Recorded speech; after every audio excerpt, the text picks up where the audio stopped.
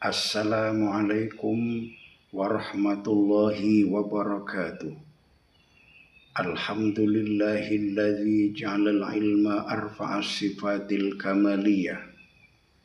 Wassalatu wassalamu ala sayyidina Muhammadinil Mustafa la nabiyya ba'da.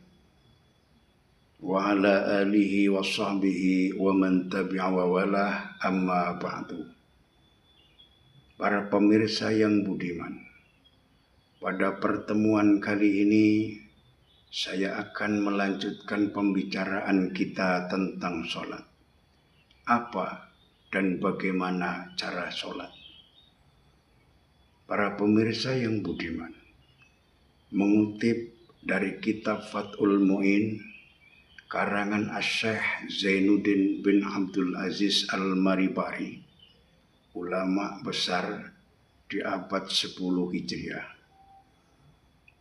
Beliau mengatakan di dalam kitabnya bahwa definisi sholat menurut syara adalah aqwalun wa af'alun makhsusatun muftatahatun bitakbir wa muhtatamatun bitaslim. Sholat adalah ucapan-ucapan ataupun perbuatan-perbuatan yang tertentu yang diawali dengan takbiratul ihram dan diakhiri dengan salam. Ini definisi sholat menurut syar'i di dalam kitab Fathul Mu'in.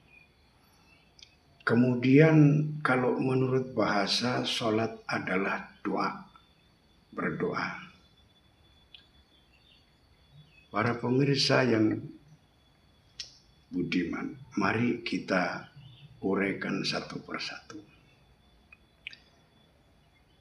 Aqwalun adalah ucapan-ucapan, wa af'alun dan perbuatan-perbuatan yang tertentu.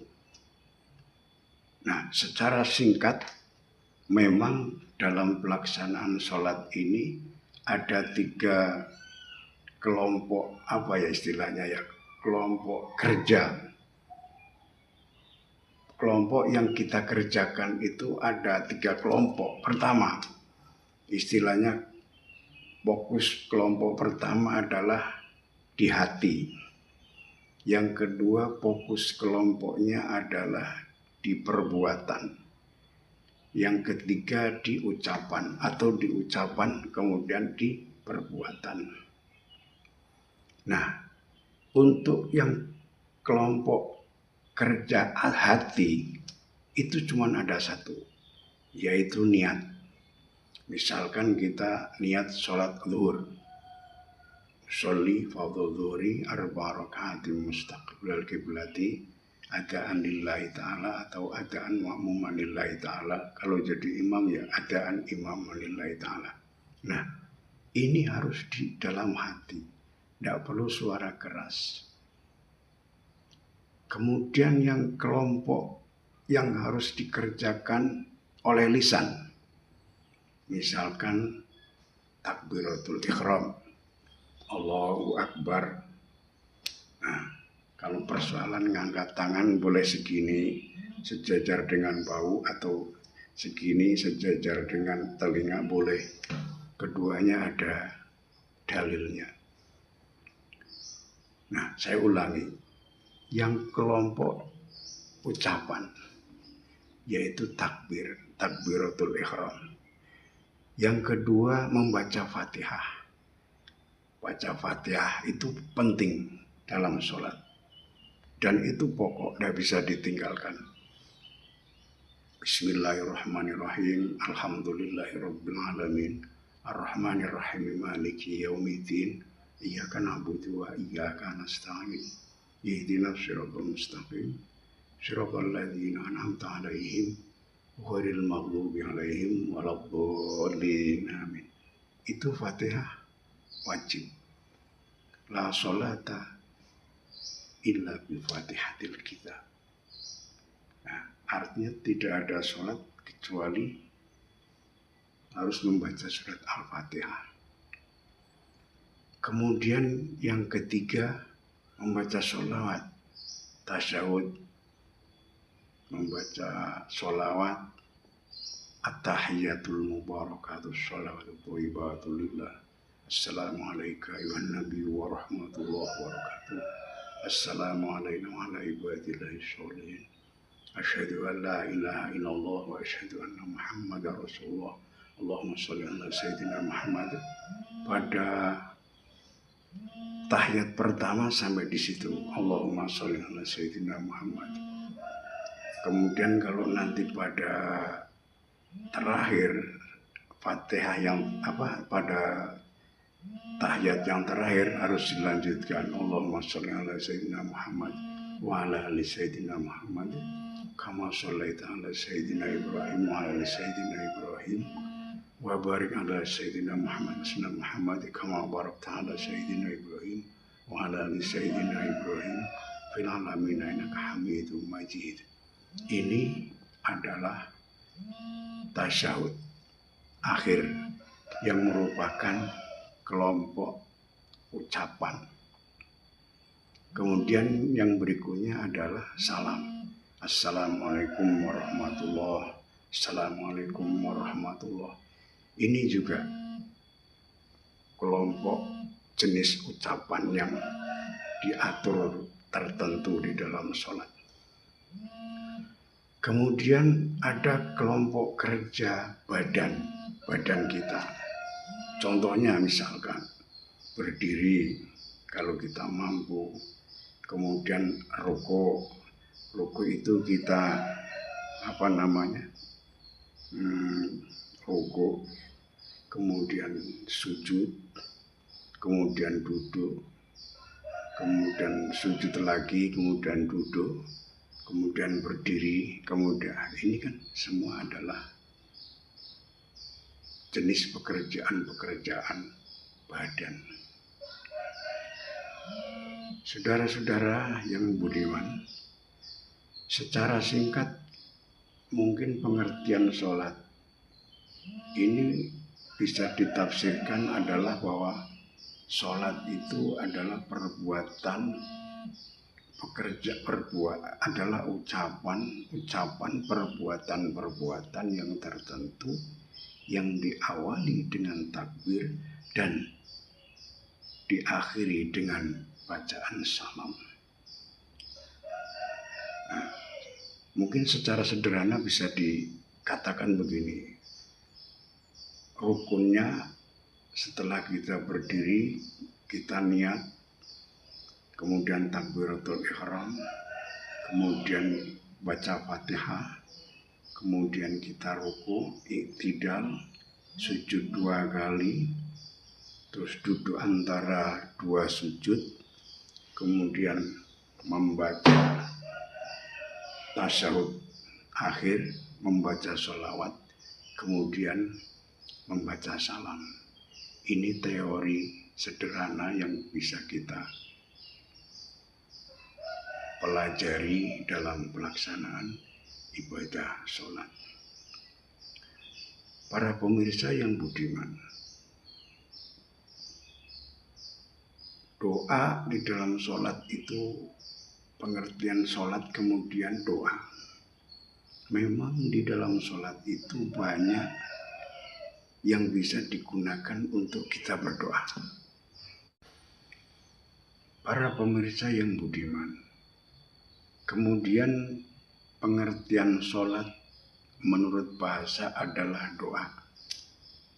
Memang di dalam sholat ini banyak momen-momen ataupun situasi tertentu untuk bisa kita berdoa kepada Allah dan terkabul. Misalnya pertama, di dalam kita membaca Al-Fatihah dalam sholat. Ketika kita sampai kepada iyyaka na'budu wa iyyaka nasta'in, disitulah kita langsung berdoa di dalam hati. Ini insya Allah cepat dikabul. Ini sudah dibuktikan oleh Nabiullah Zakaria ketika berdoa dalam sholat di mihrab, minta keturunan kepada Allah. Allah langsung memberikan. Fanadatul malaika wa huwa yusalli fil mihrab. Malaikat mendatangi kepada Nabi Zakaria dan kondisi Nabi Zakaria pada saat itu masih dalam sholat. Malaikat mengatakan bahwa Allah memberikan kabar gembira kepadamu bahwa kau akan memperoleh keturunan. Ini doa ini dikabulkan langsung oleh Allah ketika dalam kondisi sholat. Kemudian yang kedua dalam kondisi sujud. Kita di situ juga berdoa sebanyak-banyaknya, terutama pada sujud yang terakhir, tetapi di dalam hati, jangan diucapkan. Kalau diucapkan itu kadang nggak baik, nggak sah nanti takutnya, karena memang batalnya sholat itu kan berbicara lebih dari 2 kalimat itu bisa membatalkan sholat. Cukup di dalam hati aja, nggak apa-apa. Kita berdoa di situ, insya Allah doa di situ akan dikabulkan oleh Allah Subhanahu wa Ta'ala. Seperti dalam pembicaraan kita yang lalu, memang sholat ini adalah sarana untuk memperoleh pertolongan dari Allah Subhanahu wa Ta'ala. Wasta'inu bis sabri was shalah, innaha lakabiratun illa 'alal khashiyin. Pada minta tolonglah kamu sekalian dengan sabar dan sholat. Sesungguhnya sholat itu berat kecuali bagi orang-orang yang khusyuk. Para pemirsa yang budiman, itu doa. Kemudian berikutnya adalah para pemirsa yang budiman. Nah, dalam rangka kita untuk bisa mengerjakan sholat yang baik dan sempurna, yang sempurna, itu tidak ada jeleknya ketika kita belajar kepada kiai ataupun ustadz, belajar baca Fatihah yang benar, belajar baca sholawat yang benar. Tapi sama kiai atau ustadz yang sudah dikenal, jangan yang sembarangan, nanti malah kacau. Gak ada salahnya lah kita bicara. Karena apa? Karena sholat adalah kewajiban kita, juga kebutuhan kita, sehingga perlu dijaga dengan baik agar kehambaan kita kepada Allah diakui oleh Allah Subhanahu wa Ta'ala, dan kelak kita menjadi hamba-hambanya yang bertakwa, dan kelak kita dimasukkan ke dalam surganya Allah Subhanahu wa Ta'ala dengan orang-orang yang sholih dan dengan para nabi dan para rasul. Para pemirsa yang budiman, lalu yang terakhir, mungkin ada pertanyaan, bagaimana kita cara menjaga sholat sedangkan kita itu sibuk, atau mungkin pakaian kita tidak bersih, tidak suci. Bagaimana caranya? Para pemirsa yang budiman, yang penting niat kita adalah satu, menjaga sholat. Karena sholat itu adalah perintah Allah. Caranya kita lakukan semaksimal mungkin sesuai dengan kemampuan kita masing-masing. Nah, kalau kita ada keraguan, nanti bisa diulang di rumah dengan isti'adah misalkan. Tetapi nilai plusnya adalah di saat ada panggilan Allah, kita sudah mengerjakan sholat. Umpama kita dilihat, seandainya dilihat oleh para malaikat pun, kita saat itu sudah termasuk orang yang mengerjakan sholat. Nilai positifnya pasti ada. Jangan sampai ada lagi orang yang beralasan, wah, saya ini ditawarin pekerjaan begini-begini, tapi saya itu cara menjaga sholatnya sulit, makanya pekerjaan itu tidak saya terima. Jangan begitu. Jadi agama itu tidak mempersulit. Allah itu tidak mempersulit kita. Bahkan Rasulullah memerintahkan, yassiru wala tu'assiru, mudahkan urusan orang, dan jangan dipersulit. Kerjakan sesuai dengan kemampuan, yang penting ada niatan baik.